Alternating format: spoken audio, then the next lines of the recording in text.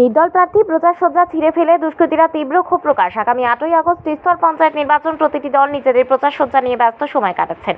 কোনো পঞ্চায়েতে ত্রিমুখী লড়াই, আবার কোনো পঞ্চায়েতে জোট সমর্থনে লড়াই। বর্তমান রাজনীতি ময়দানে এমন কোনো ধরনের অপ্রীতিকর ঘটনা দেখা যায়নি।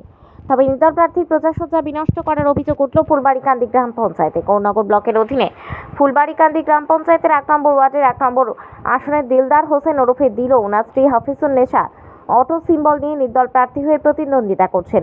এদিকে নির্বাচনী প্রচার সজ্জা বিভিন্ন জায়গায় লাগিয়েছিলেন প্রচারের স্বার্থে।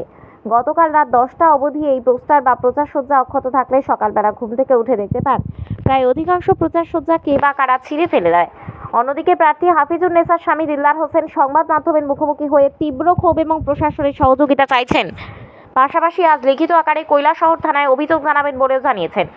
দিলওয়ার হোসেন বলেন, মানুষের আশ্বাস পেয়ে উনি নির্দল প্রার্থী হয়েছেন, এর জন্যই হয়তোবা রাতের আধারে এই ঘৃণ্য কাজ করা হয়েছে। পাশাপাশি এলাকার কয়েকজন উক্ত ঘটনা নিয়ে তীব্র নিন্দা প্রকাশ করেছেন। এবার শুনুন দিলদার হোসেনের বক্তব্য।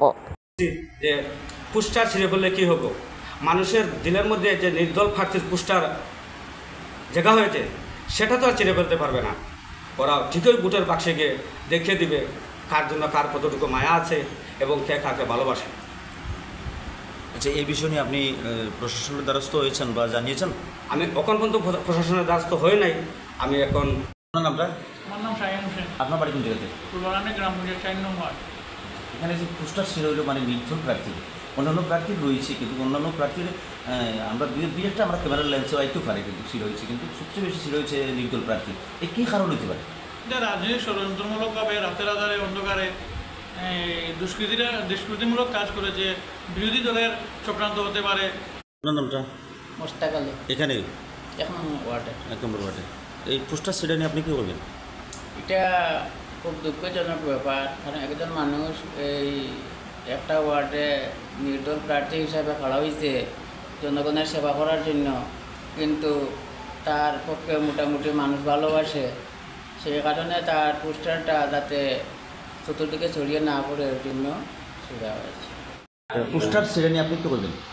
দেখেন, আমি ভারতীয় জনতা পার্টির লোক, আমি বিজেপি দলটা করি, কিন্তু আমিও রাস্তার মধ্যে আমি গাড়ি চালাই, গাড়ি নিয়ে আওয়া যাওয়া করি।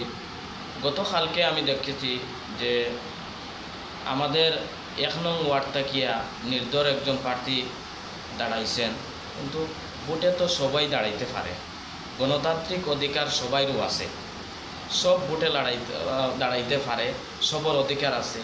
একজন নির্দল ক্যান্ডিডেট হিসাবে তাইনে দাঁড়াইছে, তাইনের পোস্টার এরকম প্রচার সজ্জা নষ্ট করা, এটা কিন্তু আমরা দুঃখজনক ঘটনা সবাইকে জানাই।